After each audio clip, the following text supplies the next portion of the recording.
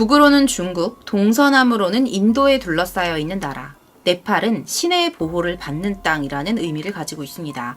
히말라야와 에베레스트로 유명하기도 하지만 삼각형 모양의 국기로도 잘 알려져 있죠.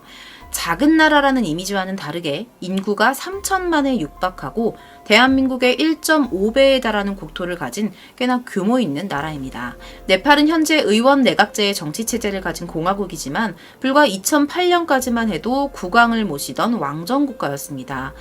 1768년 네팔을 최초로 통일한 나라얀 초대 국왕 때부터 240년 동안 이어진 왕정은 하나의 큰 사건으로 인해 그 끝을 맞이하게 됩니다. 네팔 왕실에 닥친 비극은 짧고 충격적이었으며 온 나라를 순식간에 혼란으로 빠뜨렸는데요.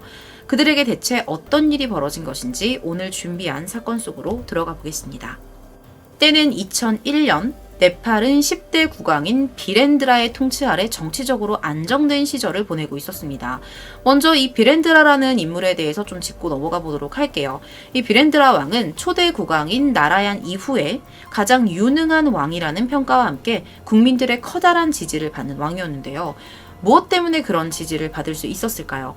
1972년 27살의 나이로 10대 국왕에 즉위한 그는 시작부터 커다란 문제에 직면합니다. 절대 왕정의 독재를 통해서 네팔을 통치하려 했었던 아버지 때문에 당시 네팔이 극도의 혼란에 빠져 있었던 거죠. 민주주의를 요구하는 거센 시위가 매일 이어졌고 과격한 마오이스트들은 산간 지역을 거점으로 무장투쟁을 벌이기까지 했던 심각한 상황이 이어졌습니다. 이러한 혼란의 한가운데에서 즉위한 비렌드라는 국민의 기본복지에 관심을 쏟기 시작했고요. 직접 나라 곳곳을 돌아다니면서 문제점을 해결하려고 노력했습니다.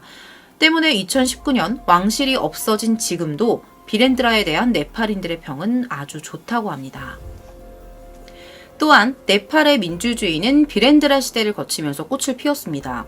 왕의 시대에 민주주의가 성장했다라는 말이 여러분들 언뜻 듣기엔 좀 모순처럼 들리죠. 1980년대 후반에 대한민국의 6월 항쟁을 시작으로 중국, 대만, 베트남, 필리핀 등 이 동아시아 국가들에서는 민주화 열풍이 불었습니다. 그리고 대대적인 시위가 벌어지기 시작했죠. 연일 격렬한 시위가 벌어지자 1990년 비렌드라 왕은 네팔의 운명을 바꿔놓는 결정을 내립니다.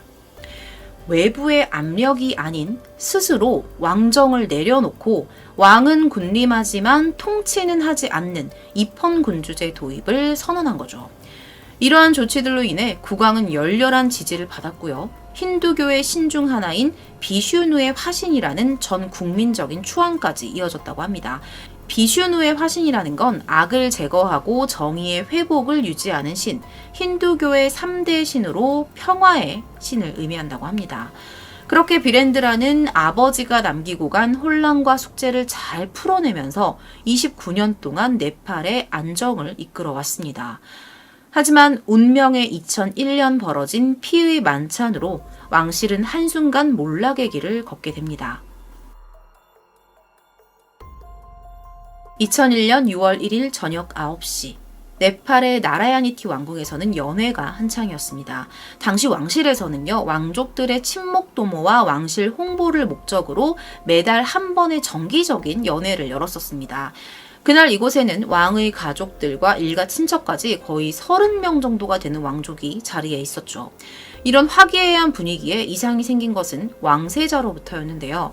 장남인 디펜드라 왕세자가 술에 취한 채 손님들에게 무례한 행동을 했던 것입니다. 이 부분에 대해서는 몇 가지 설이 있어요.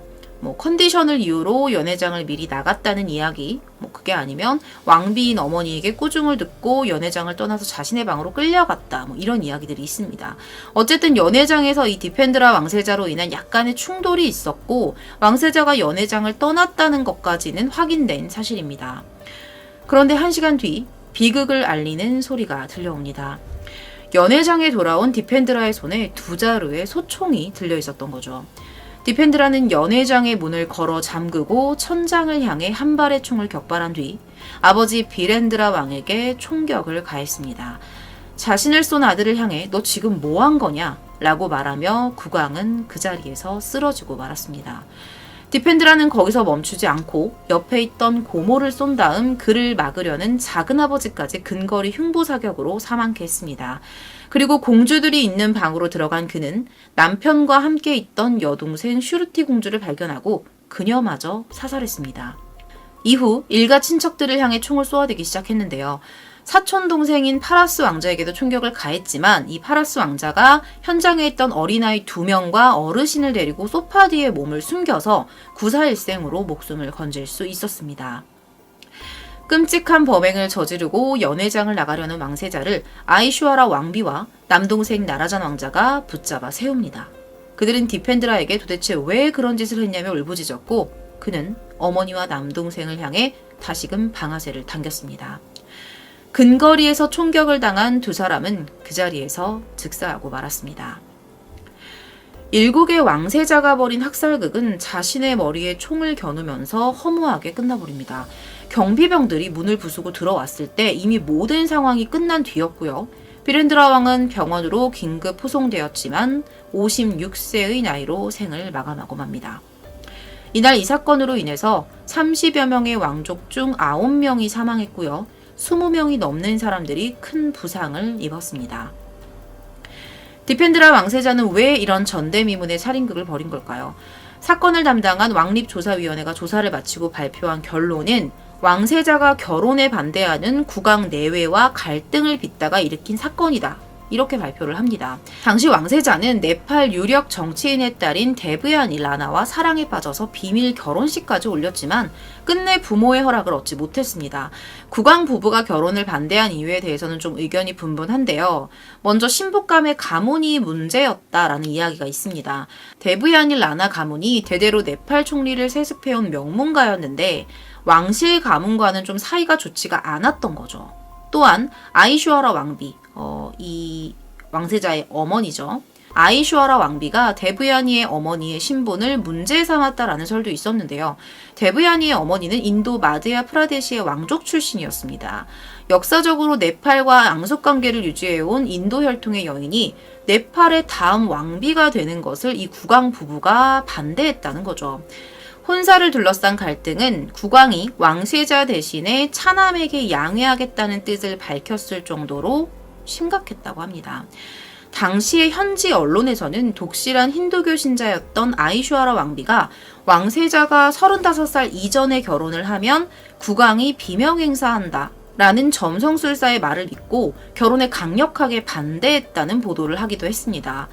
이외에 왕비가 마음에 두고 있던 며느리감이 따로 있었다라는 이야기도 전해집니다. 국민적인 지지를 받던 국왕이 하루아침에 살해됐다는 것을 국민들이 납득하는 것은 너무나도 어려운 일이었습니다. 이런 가운데 네팔 국민들 사이에서는 설득력 있는 음모론이 퍼지고 있었습니다. 사건 직후 섭정을 맡은 국왕의 동생인 갸넨드라 왕자가 쿠데타를 일으킨 것이다 라는 소문이 돌았는데요.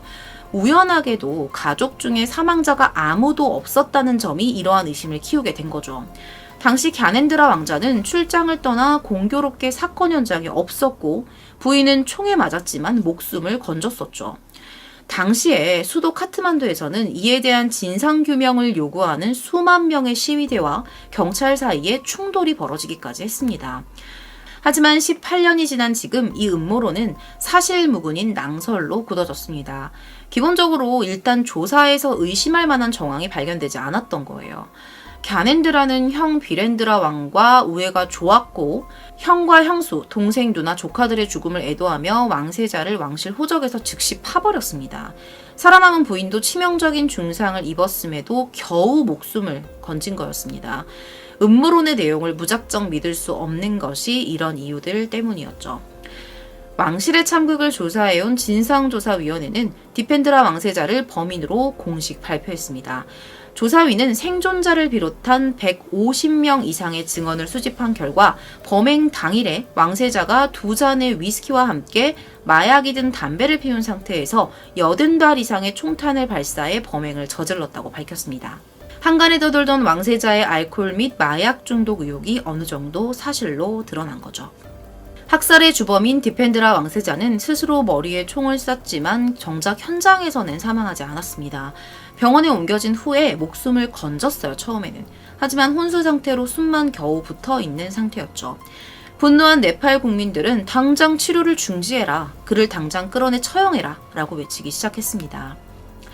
자연스럽게 이 비어있는 국왕 자리에 대한 논의가 시작이 됐는데요.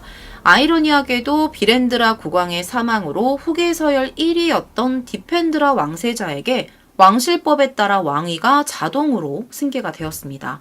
혼수 상태에 있는 사람에게 왕위가 승계가 된 거죠. 의식불명인 상태로 병상에 누워서 11대 국왕에 오른 겁니다. 하지만 그는 범행을 벌인 지 3일 만에 혼수 상태에서 깨어나지 못하고 사망해버렸습니다. 그의 공식 재위 기간은 56시간으로 네팔 역사상 가장 짧은 임기를 보낸 국왕으로 남았습니다. 다음 국왕은 섭정을 하고 있던 갸넨드라가 이어받았습니다. 디펜드라의 작은아버지였죠. 안타까운 점은 갸넨드라가 국민들의 칭송을 받았던 형의 뒤를 그대로 따르지 않았다는 거예요. 아까 비렌드라 왕이 어땠는지 여러분들 기억하시죠? 만약에 형의 선정을 그대로 따랐더라면 네팔 왕실을 안정적으로 유지할 수 있었겠죠. 하지만 갑작스럽게 즉위한 갸넨드라는 폭정을 일삼으며 왕실을 자멸의 길로 이끌고 갑니다. 갸넨드라는 즉위한 즉시 선출직 총리를 해임하고 국회를 해산시켜버립니다. 헌법까지 바꿔가면서 전제정치를 부활시켰고요. 또한 비상계엄을 선포해서 국민을 불안에 빠뜨려 정권을 장악하고 공포정치를 일삼았습니다. 재산을 쌓았던 건 당연하고요. 뿐만 아니라 형의 노력으로 평화적 해결을 눈앞에 두었던 내전 협상을 모두 다 무효화시키면서 반군에 대한 강경 진압에 나섰습니다. 결과는 뻔했죠. 다시금 내전이 터졌고요. 이는 왕실 몰락의 직격탄이 되어버립니다. 끝없는 혼란 속에서 국민만 고통받는 상황이 이어지자 야당 연합과 반군은 손을 잡고 민주화 시위를 시작했습니다. 이에 대해 갸넨드라는 강경 진압으로 맞섰는데요. 이렇게 힘으로 누르는 진압은 오히려 시위를 더욱 격화시키고 왕실을 지지하던 국민들까지 결국 돌아서게 만들었습니다. 국제사회도 이 네팔 정부를 압박하기 시작했죠. 국민들의 폭넓은 지지를 받게 된 반군은 네팔 영토의 대부분을 장악했고요. 마침내 수도 카트만두로 진군하기 시작했습니다. 스스로 자멸의 길로 들어간 갸넨드라 왕. 그도 결국 두 손을 들고 말았습니다. 대국민 사과문을 통해 항복을 선언하고 권력 이양을 발표했습니다. 240년을 이어온 네팔 왕실은 그렇게 문을 닫고 역사 속의 뒤안길로 사라졌습니다. 그렇게 2008년 네팔은 연방민주공화국으로 새로운 출발을 선언해서 오늘날까지 이르게 된 거죠. 이게 불과 11년 전의 일입니다. 갸넨드라 국왕은 평민으로 격하되었지만 평온한 여생을 보내고 있습니다. 폐위되면서 재산이 몰수되었지만 네팔에서 여전히 잘 살고 있다고 하네요. 본의 아니게 왕실 몰락의 원인이 된 데브야니는 이후에 어떤 삶을 살았을까요? 데브야니는 왕세자의 애인이었죠. 사건이 발생한 다음 날 신변 안전을 위해서 인도로 도피했던 그녀는 7년이 지난 뒤에야 네팔로 돌아왔습니다. 총선에 출마한 아버지의 선거운동을 돕기 위해서였는데요. 그녀는 2007년 인도의 사업가이자 유력 정치인의 손자와 결혼을 해서 살고 있습니다. 한순간의 충동을 참지 못한 왕세자의 범행은 네팔의 역사를 뒤바꿔버렸습니다. 한 언론은 이 참극을 현대판 로미오와 줄리엣이라고 표현을 했는데요. 이 사건은 그런 낭만적인 비유로 포장해서는 안 되는 일입니다.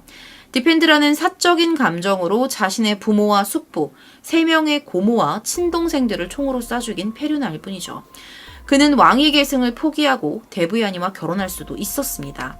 하지만 그의 선택은 가족을 상대로 한 살인극이었고 눈 하나 깜짝하지 않고 모두를 죽인 뒤 현실을 감당하지 못해 자살로 도망치려 한 비겁한 사람에 불과합니다. 지금도 네팔인들 사이에서 디펜드라는 페류나의 대명사로 쓰인다고 합니다. 오늘 준비한 컨텐츠는 네팔 왕실에서 벌어진 궁중 대학살이었습니다. 시청해주셔서 감사합니다.